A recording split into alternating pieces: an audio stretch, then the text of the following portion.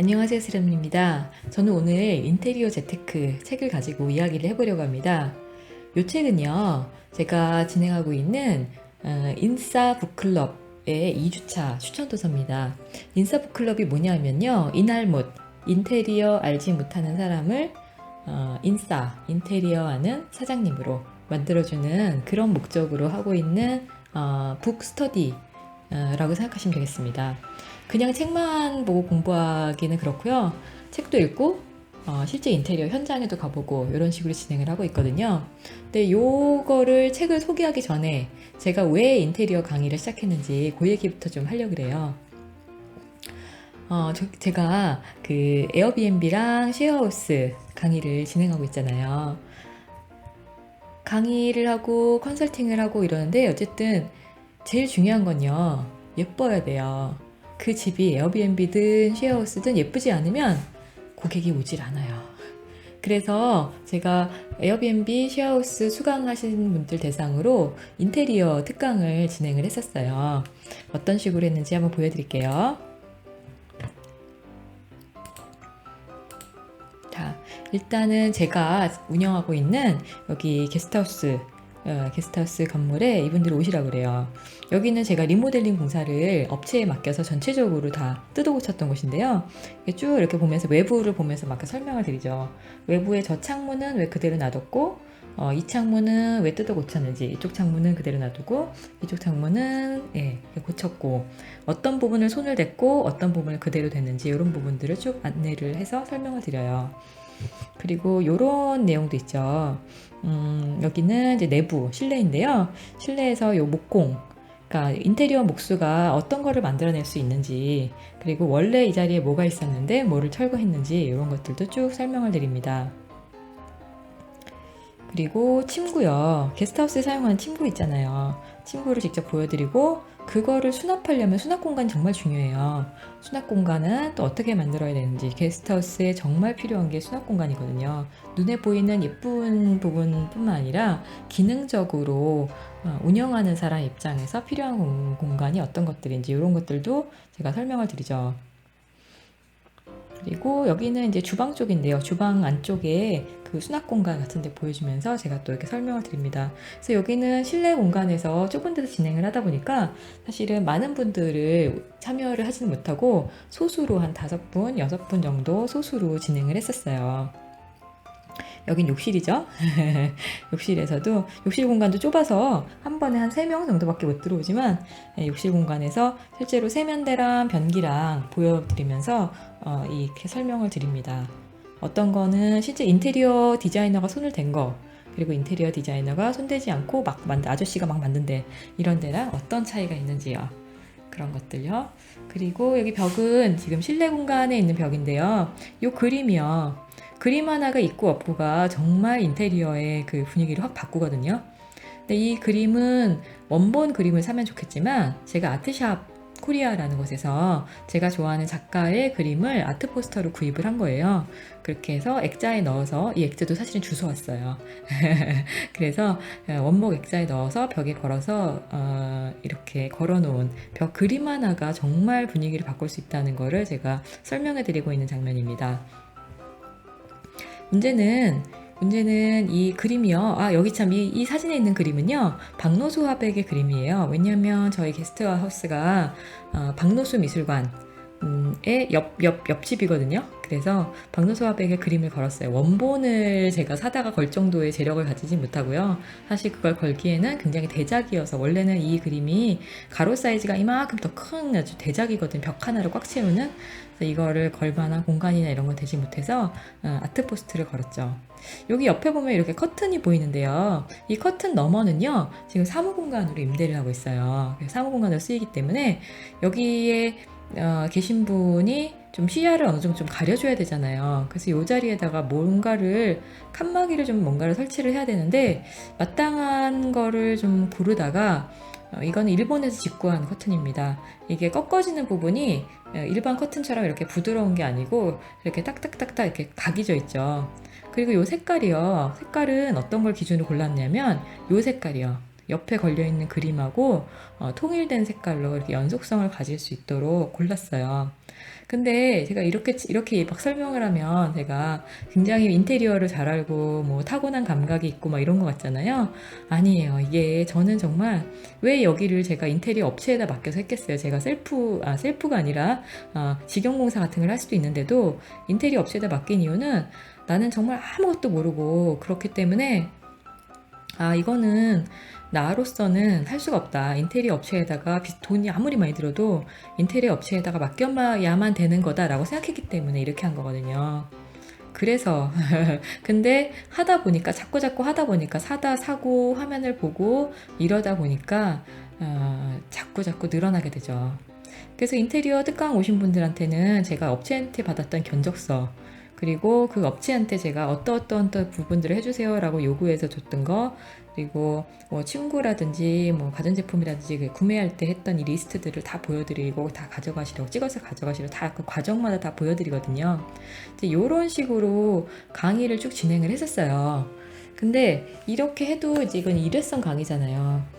그 뭐 3시간 이 정도를 가지고는 인테리어라는 부분이 굉장히 방대한 부분을 다루기 때문에 이래가지고는 도대체 사실 여기 와서 3시간 배워가지고 그분들이 뭘 하기에는 당장 실전에서 맞부딪혀서 뭘 하기에는 너무 약하지 않나 이런 생각이 드는 거예요. 그래서 이제 북클럽이라는 거를 제가 시작을 하게 됐습니다. 사실은 시중에 정말 많은 책들이 나와 있어요. 인테리어 책들 정말 많거든요. 제가 그 책들을 보면서 이렇게 좋은 책이 있었네 라고 생각이 들더라고요. 일부러 제가 물론 이제 저한테 오시면 제가 현장에서 다 벽을 짚고 여기 벽은 무슨 소재를 썼고 어떻게 시공했고 이런 것들을 다 설명을 드리는 그런 게 장점이긴 한데 제가 일일이 다 알려드리지 않아도 되는 좋은 내용들이 책에 다 있더라고요. 그래서 요런 책들을 읽었었어요. 홈드레싱으로 월세 부자 되기 이런 책 있고요. 인테리어 재테크 지금 제가 설명드릴 책 그리고 집값 높여도 잘 팔리는 부동산 인테리어 똑똑한 부동산 인테리어 이런 책들을 읽고 맨 마지막 주가 되면 4주차가 되면 맨 마지막 주에는 어떻게 되냐면 을지로에 가요. 그래서 여기 을지로 3가 입구역 바로 앞에 있는 여기 사마철물이라는 곳이에요. 여기는 샤시 뭐 이런 것들 팝니다. 가게는 사실 을지로에 있는 가게들이요. 이게 되게 좁고 막 오래되고 꾸질꾸질하고 이런데 사실은 이 경기도에 있고 기업에다가 납품을 하는 큰 회사들입니다. 사실은요. 그러니까 여기를 실제 이제 돌아보죠. 같이 그 인테리어 스터디 했던 분들이랑요. 그리고 여기는 철물 파는 곳입니다. 경첩, 문 손잡이 이런 것들 있죠. 그리고 발굽이라고 그러죠. 문 안 열리게 막는 거 이런 거. 그런 것들을 파는데 여기 들어서 필요한 것들 구입해보고 어떤 것들이 있고 가격도 좀 알아보고요. 사실은 인터넷이 제일 싸긴 싸요. 근데 을지로를 이렇게 돌아보는 이유는 내가 그런 것들을 명칭도 알아야 되고 어떤 것들이 있는지 눈으로 봐야지 인터넷에서 또 검색을 해서 구입을 할 수가 있잖아요. 이런 이유 때문에 그렇습니다. 그리고 그 다음에 같은 데는 여기는 타일 그리고 위생도기라는 게 세면대, 변기 이런 거죠. 그리고 뭐 샤워기 그리고 수도꼭지 이런 걸 파는 가게입니다. 여기 들어가 봐서 가격대는 어떤지 또 시공비는 어떤지 뭐 이런 것들도 알아봤었죠. 을지로에 또 조명도 뺄 수 없죠. 이게 조명이 인테리어에 미치는 영향이 되게 크기 때문에 그래서 조명 가게를 둘러보고 여기도 가격도 좀 알아보고요. 이렇게 식으로 이렇게 을지로를 돌아보면서 이렇게 4주차에 그 인싸 북클럽 인테리어 하는 사장님이 되는 4주차 북클럽을 이런 식으로 일기를 마무리를 했었어요. 하니까 되게 보람이 있더라고요. 그런 것들이 되게 보람이 있었던 것 같아요. 참여하셨던 분들도 이런 거 책을 읽어가지고 도움이 될까 이랬었는데 실제로 해보니까 도움이 많이 됐다 이렇게 말씀을 하시고요. 그래서 이제 2기를 또 시작을 해야 되잖아요. 근데 2기는 또 똑같은 책으로 해도 되는데 또 다른 거에 도전을 해보고 싶은 거예요. 요번에 제가 어떤 걸로 2기 북클럽을 했냐면요. 보세요. 저는 이번에 단독주택 리모델링에 도전하는 북클럽을 시작을 했어요. 인싸 북클럽 2기는요. 그래서 이거는 이런 책들이 있습니다. 리모델링으로 재테크하라, 단독주택 리모델링 무조건 따라하기, 전셋값으로 도심 속 내 집 짓기 이렇게 3권을 가지고 하고 이 이걸 진행하는 동안에 이 첫째 조는 일단 예비 모임을 가졌어요. 예비 모임을 가서 어디 가져봤는지 아세요? 자, 여기 현장이 있습니다. 현장. 지금 이 꾸질꾸질한 집을 완전히 변신을 시켜야 되는 게 이제 미션이에요. 이 책을 읽고 진행하는 이 4주 동안에 분명히 이 비포와 애프터가 다르게 변신을 할 거거든요. 일단 현관문 한번 볼게요. 이렇게 이제 올드한 모습의 현관문이고요. 이렇게 들어가면 이렇습니다. 거실 겸 주방이 보이고요. 네, 오른쪽으로 들어가면 이제 안방인데 요렇게 지금 장판이고 뭐 워낙 오래됐어요. 그리고 작은 방, 그리고 욕실도 상태가 심각하죠. 손을 이제 뭐 한두 군데 대야 될 게 아니죠. 그래서 이 집을 가지고 이제 견적도 받아봤어요. 이 견적 내용도 같이 북클럽 같이 진행하시는 분들하고 견적 내용 공유하거든요. 제가 첫 번째 받았던 견적은 금액이 1,500만 원이에요. 1,530만 원. 부가세 별도. 부가세 붙으면 1,650만 원이겠죠. 자, 두 번째 받은 견적은 1,250만 원이에요. 또 이 동네 이제 이런 여기 이제 인테리어 업체에서 받은 거고요. 동네에 그 뭐 집수리 이렇게 아저씨들이 그런 거 해주시잖아요. 거기서 하니까 어땠는지 아세요? 거기서 받으니까 무슨 1,000만 원이냐고 막 이러면서 거기 아저씨는 795만 원, 800만 원도 안 되죠. 그렇게 견적을 주셨더라고요. 저는 이제 지금 여기서 영상에서 공개할 수 없지만 저는 이제 마음을 거의 굳혔어요. 어떻게 해야겠다라는 게 이제 마음의 결정은 거의 났거든요. 차차 공개를 하도록 하겠습니다. 이 웬만한 이렇게 심각하지 않은 집들은요, 웬만하면요 도배, 장판 정도만 해도, 그리고 조명 바꾸고요, 싱크대 바꾸고, 이 정도면 웬만하면 새 집으로 변신을 해요. 근데 이 집은 지금 상태가 너무 심각해요. 그리고 견적이 이렇게 많이 나온 이유가 뭐냐면 여기 이제 바닥이 이렇게 걷었잖아요. 이 바닥 난방 배관이 되게 노후됐어요. 작년 겨울에 여기가 누수가 됐었거든요. 이 난방 배관이 누수가 되니까 이게 지금 2층인데요. 1층으로 물이 새고 1층에서 지하로 물이 새고 이래서 뭐 이 아래층까지 다 벽지가 엉망진창이 되고 막 심지어 막 전기가 누전이 되고 막 차단기가 내려 이런 일들이 생겼거든요. 그래서 이 집은 겉으로만 예쁘게 하는 게 다가 아니라 이 난방배관을 바닥을 다 부시고 난방배관을 교체하고 이런 대공사를 해야 돼서 이래서 금액이 지금 비싸게 나왔어요. 큰 난관, 저에게는 이제 큰 난관입니다. 이 집은 작년에 샀었는데요. 작년에 제가 매수한 집인데요. 하여튼 네, 지금 이 집은 총 6가구가 있어요. 그러니까 반지하에 2가구, 그리고 반지하 2가구, 1층에 1가구, 2층에 2가구, 그리고 옥탑방 이렇게 해서 6가구가 살고 있는데요. 생각해보세요, 여러분. 이 1,500만 원, 6가구가 지금 다 수리해야 되는 상태인데 6가구를 수리할 때마다 1,500만 원씩 들어간다고 생각해보세요. 이 비용을 제가 과연 집을 팔 때 이 비용을 회수할 수 있을까요? 어쨌든 이 비용을 최소화하는 게 맞는 것 같아요. 근데 비용을 최소화해야 되지만, 그렇지만 세입자를 또 빨리 들이기 위해서는 집이 또 예뻐야 되겠죠. 이게 지금 저에게는 굉장히 큰 과제입니다. 이거를 제가 진행하는 거를 지금 요번에 2기 참여하시는 분들은 함께 보면서 이 양반이 이렇게 하는구나. 이렇게 하더니만 결국 뭐 망했구나. 아니면 이렇게 하더니만 돈도 아끼고 되게 잘 됐네. 라든가 이런 것들을 이제 결과를 보시게 되겠죠. 이걸 지금 진행하고 있습니다. 그 인싸 북클럽을 제가 하면서요. 또 이제 기왕이면 참여하시는 분들이 주로 저한테 에어비앤비 쉐어하우스 그 창업 특강 들으셨던 분들이에요.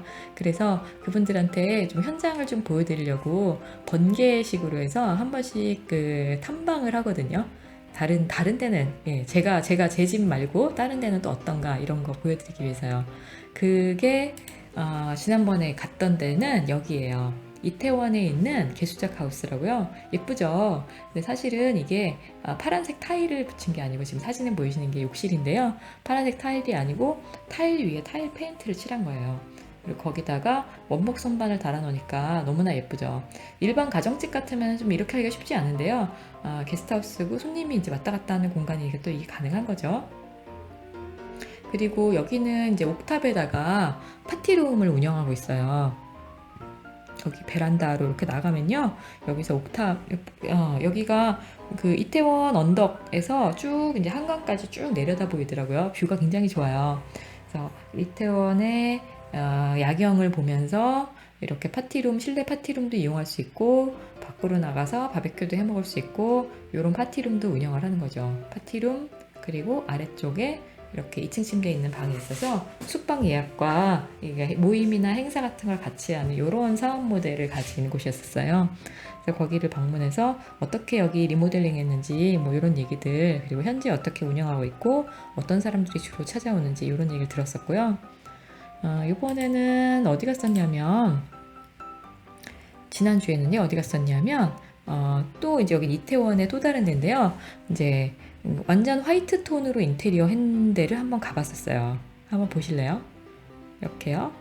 이렇게 하고 네 여기는 이제 침실이에요. 여기는 에어비앤비 현재는 이제 아직 공사가 다 끝나지 않았고 인테리어가 나중에 이제 에어비앤비로 운영을 할 예정이라고 합니다. 침대 원목 침대 이쁘죠? 그리고 이렇게 불을 켜면 이렇게 변해요. 주방도 약간 화이트 톤으로 하고요. 요 냉장고 되게 예쁜데 냉장고는 얻은 거라고 그러시더라고요. 얻어온 거라고. 근데 어쩜 이렇게 예쁜 거를 갖다 놓으셨는지 모르겠어요. 일반 냉장고는 안 예쁜데. 그리고 요 테이블도 여기 사장님이 직접 만드신 거라 그래요. 그러니까 여기 주방 공간이 아무래도 좀 좁으니까 거기 딱 맞는 사이즈로 테이블을 짰대요. 그리고 싱크대 맞은편 벽에는 여기 역시 면목. 그리고 이런 그 지금 보이는 이런 파란색 식물 있잖아요. 요거 되게 그럴듯해 보이는데 이거 다 그 진짜가 아니라 가짜예요. 가짜인데 진짜 같을수록 가격이 비싼 거 아시죠? 이거 어디서 파냐면 고속터미널 고터에서 판매를 한다고 합니다. 이 집에 이제 욕실도 이제 하얀색으로 이렇게 쫙 해서 깔끔하게 바꿨는데요. 역시 여기도 굉장히 노후된 오래된 집이다 보니까 욕실이 상태가 이렇게 깨끗하지가 않았어요. 사실은 그래서 타일 위에다가 페인트를 칠한 겁니다. 일반 가정집이면 사실 물이 계속 데이면 이 페인트가 1년도 못 버티거든요.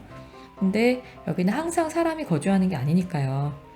그래서 그리고 이분은 집주인이 아니에요. 저는 집주인이니까 리모델링 공사를 하면서 바닥을 다 부수고 뭐 난방 배관을 막 교체하고 이런 걸 하잖아요. 근데 세입자가 그런 걸 어떻게 해요, 그렇죠?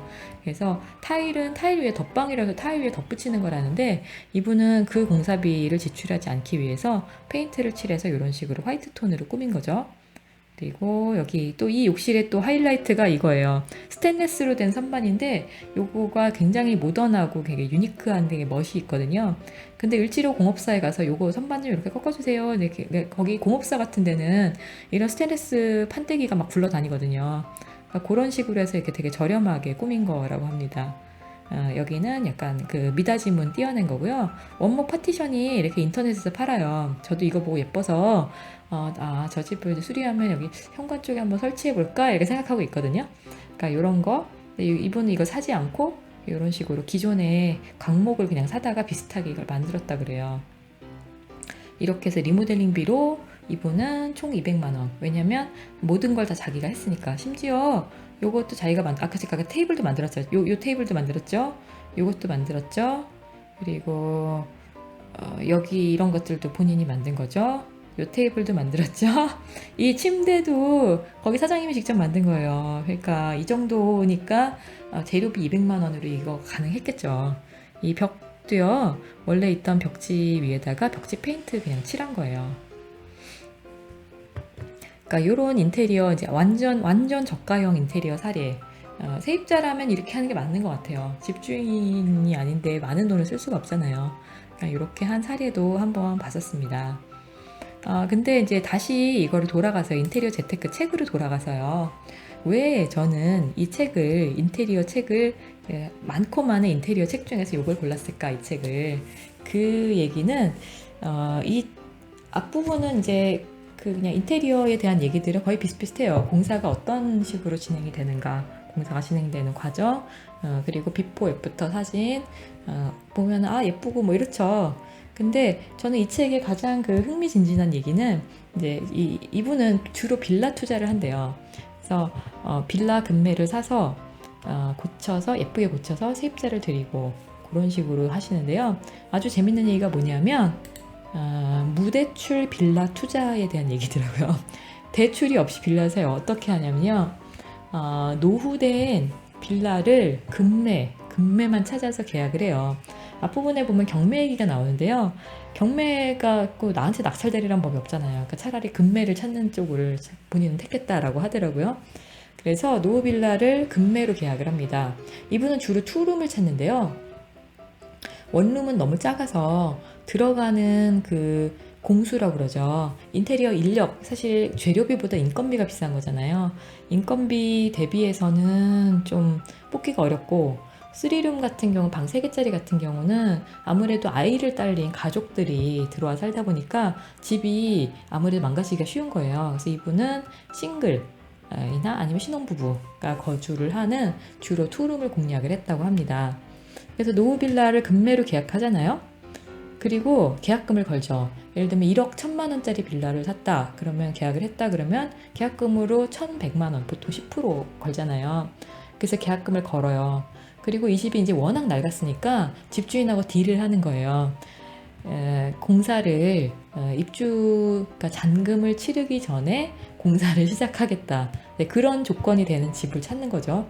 그러니까 금매로 나눈 집이기 때문에 그리고 그 집주인이 그런 걸 싫어하는 사람도 있죠. 어떻게 잔금도 안 치르고 그 집에 계약금만 걸어놓고 그 집에 들락날락하냐고, 집을 막 손을 대냐고, 이거 싫어하는 사람도 있는데 싫어하면 어쩔 수 없고요. 이런 조건이 되는 것만 찾아서 계약을 한다 그럽니다. 그래서 계약금 1,100만 원을 걸어놓고 공사를 시작을 하죠. 이 책에는 공사 기간을 보통 3주로 잡는데요. 3주 정도를 잡고서는 넉넉하게 공사를 해요. 그리고 공사가 끝나고 나면 공사가 끝나고 나서 이제 사진을 찍어서 임차인을 구하는 게 아니고요. 그동안에 자기가 공사했던 예쁜 집들 있잖아요.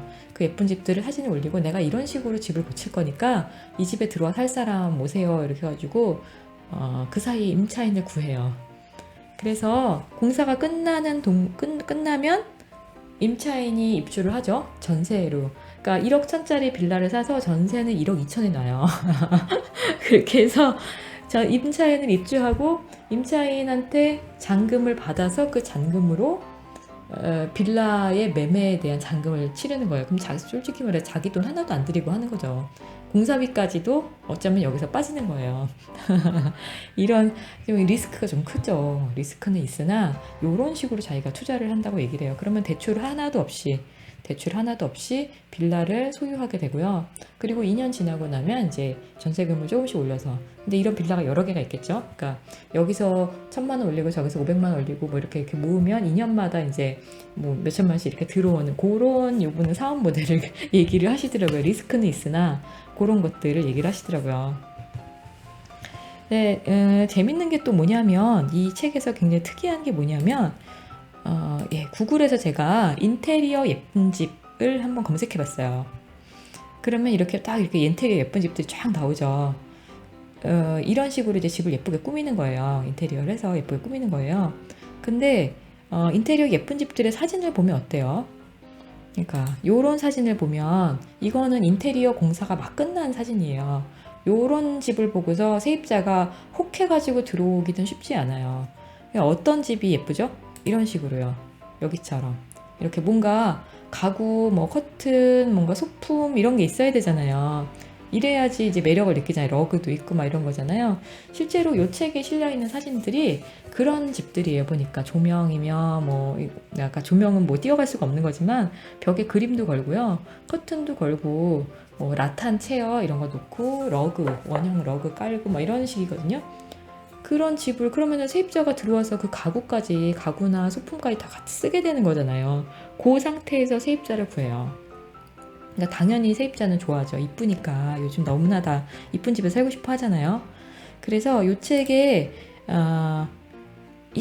주인이, 이 책의 그 저자분이 얘기를 하시기를, 자기도 처음에 임대 사업을 했을 때 그 세입자 때문에 고생을 했다는 거예요. 자기 딴에는 올수리를 해가지고 내놨는데 세입자가 맨날 전화해가지고 뭐 이거 고쳐달라 저거 고쳐달라 해가지고 너무 짜증나고, 세입자가 갑질까지 해서 자기 너무 짜증났다고 얘기를 하면서, 그렇지 않으려면 어떻게 해야 되는가, 그래서 내 마음에 드는 세입자를 골라내겠다라고 이렇게 돼요. 그래서 173페이지에 보면 마음에 쏙 드는 임차인을 골라받는 방법으로, 이분은 여기요, 피터팬 카페 아시죠?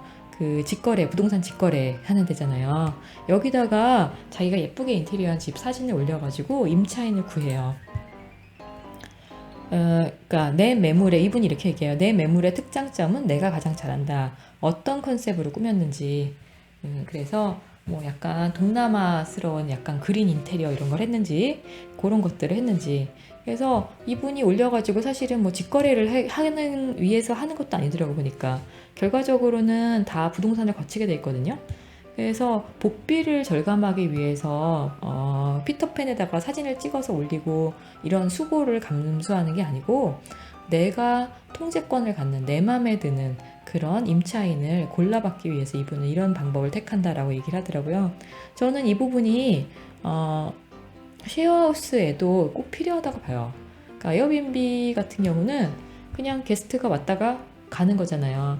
내 맘에 안 드는 게스트도 그냥 참아요. 왜냐면 뭐 6개월씩 있고 이렇지 않잖아요. 그러니까 참고 D-3, D-2, D-1 하면서 얘 드디어 체크아웃 했다 이런 거요. 마음에 안 드는 사람 만나도 그렇게 할 수 있는데 문제는 쉐어하우스는 일단 뭐 6개월 저는 6개월 이하로는 안 받았지만 3개월 이렇게 받으시는 분들도 있고요. 근데 그렇게 몇 달씩 있는 사람은 되게 중요해요. 그리고 그 사람 혼자만 거주하는 게 아니고 쉐어하우스 입주자 한 명이 이상한 사람 들어오면 주변에 같은 집에 같은 하우스에 거주하는 다른 쉐어하우스 입주자들한테도 되게 악영향을 끼칠 수 있거든요. 그래서 정말 괜찮은 사람이 들어와야 돼요. 그런 쉐어하우스 입주자를 골라내는 방법에도 이거를 좀 적용할 수가 있겠구나라는 저는 그 생각이 들었죠. 저는 이 책의 그 하이라이트를 이 책의 183에서 185페이지로 봐요. 그래서 이렇게 예쁘게 꾸몄어요. 게다가 소품까지 늘어났어요. 이 책에 나와 있는 사진 보면요. 어떤 식이냐면 사진을 제가 보여드릴 수가 없지만 여기요. 여기랑 비슷해요. 이렇게 인조 식물도 갖다 놓고요.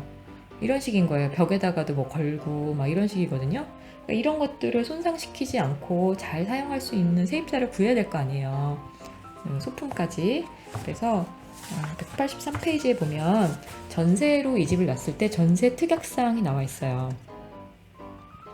그래서 아주 구체적으로 돼 있어요. 보일러 같은 거는 노후된 시설물 고장은 임대인이 수리한다. 그런데 전구, 수전, 방문, 샤시, 손잡이, 인터폰, 싱크대, 화장실 집기 모든 내부 시설물 사용 중에 고장나면 임차인이 수리하고 퇴거 전 파손, 손상된 거를 복구해 놓는다. 이렇게 나오죠. 그리고 옵션으로 제공되는 모든 인테리어 소품은 이사 시 가져가지 않고 깨끗한 상태로 반납한다. 못질 안 된다. 그리고 이 보증금을 내주기 전에 만약에 이런 부분이 손상이 됐다 그러면 애초에 시설물 시공했던 업체에서 다시 견적을 받아가지고 그 견적을 바탕으로 소요 비용을 차감하고 보증금을 내주겠다. 사실 이거 기본인데요. 아니 집을 망가뜨렸으면 나가면서 보증금에서 제하는 게 당연한데 사실 엉망진창으로 해놓고 나가도 나가면 그런 거잖아요. 이런 걸 디테일하게 계약서에 명시돼 있지 않으니까. 그래서 뭐 애완동물 안 되고 이런 것들 이런 등등등 아주 디테일하게 183페이지에서 184페이지까지 나와 있어요. 뭐 이런 거요. 못질 그리고 도배, 장판, 타일 손상.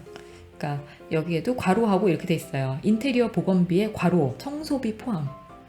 너무 얘가 때 찌들고 이래가지고 그러니까 뭐 타일을 교체를 할 정도는 아니지만 청소가 필요로 할 때 전문가를 불러서 내가 손목이 아프다고 닦는 게 아니고요. 청소 업체를 불러가지고 청소를 해야 될 상태가 된다라고 하면 이거는 퇴거 시 확인 후 임의 견적으로 보증금에서 차감하고 지불한다. 이런 것들이 나와 있어요. 나 진짜 이런 게 필요해요. 이런 게 너무 필요해. 그 인터넷에요. 네이버 같은 데 쳐보세요. 세입자가 내 보증금을 지키는 방법 막 이런 거는 찾아보면 되게 많거든요. 근데 집주인 입장에서 내가 내 집을 보호하는 방법을 알려주는 게 없어요. 내가 내 집을 어떻게 보호하지? 이 세입자들이 이렇게 망쳐놓은 집을 어떻게 보호하지? 여기는 뭐 그런 얘기도 있거든요. 뭐 실내 흡연 안 된다 이런 얘기도 있거든요. 세입자가 여러분 임대사업 해보신 분들 다 알잖아요. 세입자가 들어오면서 나는 집을 더럽게 쓸 거예요. 이렇게 말하고 들어온 사람이 어딨어요. 다 깨끗하게 쓴다 그러지. 근데 나가고 나면 어때요? 나가고 나면 누렇게 찌들어 있죠. 벽지가 찌들은 거야 이렇게 도배를 새로 하면 된다지만 그 조명이나 스위치 커버 이런 것들은 그 전기 아저씨 불러가지고 교체해야 되잖아요. 에어컨은 어때요? 벽에 달려있는 에어컨. 에어컨이 만약에 누렇게 찌든다 이런 거는 떼어내고 교체하기에는 너무나 비싼 물건이어서 그냥 누렇게 벽지는 깨끗하게 바르지만 에어컨은 교체도 못하고 누런 채로 놔두잖아요. 그럼 집이 지저분하면 그 다음 임차인 구하기가 쉬운가요? 쉽지 않죠. 내가 월세를 깎아주든가 이래야 되는 상황이 생기잖아요. 그런 손해에 대해서 이 책에는 굉장히 특약사항에 디테일하게 이걸 넣었어요. 물론 어떤 세입자는 이런 조항이 마음에 안 들고 싫다 그럴 수도 있거든요. 근데 집이 워낙 예쁘니까 오케이를 하게 되는 것이죠. 그래서 이 특약사항 부분은 임대사업 하시는 분들은 저는 꼭 보셨으면 183페이지에서 185페이지까지의 특약사항은 꼭 보시고 본인이 임대사업을 하는 거에다가 적용할 수 있는 방법을 어떻게 이런 것들은 단어 따기보다 이런 거 넣어야 되겠다 이런 것들은 꼭 보셨으면 좋겠어요. 자, 그래서 오늘 이 책, 그 인테리어 재테크 책을 주제로 말씀을 드렸고요. 또 다른 책들도 제가 아까 보면 네, 주제로 제가 선정한 책들, 다른 책들 많죠. 제가 첫 번째로 읽던 이제 홈 드레싱으로 월세 부자 내기, 이것도 집을 얼마나 예쁘게 꾸미는지 이런 얘기고요. 집값 높여도 잘 팔리는 부동산 인테리어, 이 책은 정말 이게 책도 이렇게 두꺼워요. 막 디테일하게 구체적으로 그리고 비용과 이런 것들이 쭉 나와 있거든요. 그러니까 이런 것들도 다 볼만한 책들이에요. 다 기회가 되면 뭐 구입을 하셔도 되고 도서관에서 빌려 읽으셔도 되고 이 책들은 다 추천을 드립니다. 여기 책에 표지에 이렇게 나와 있어요. 보기 좋은 집이 돈을 벌어준다. 저는 그 말이 맞는 것 같아요. 책에도 이렇게 나와요. 그러니까 세입자가 들어와서 살고 싶은 집이 매매를 할 때도요. 매매를 할 때도 사는 사람 입장에서도 이 집을 사고 싶다라는 생각을 하게 만드는 거거든요.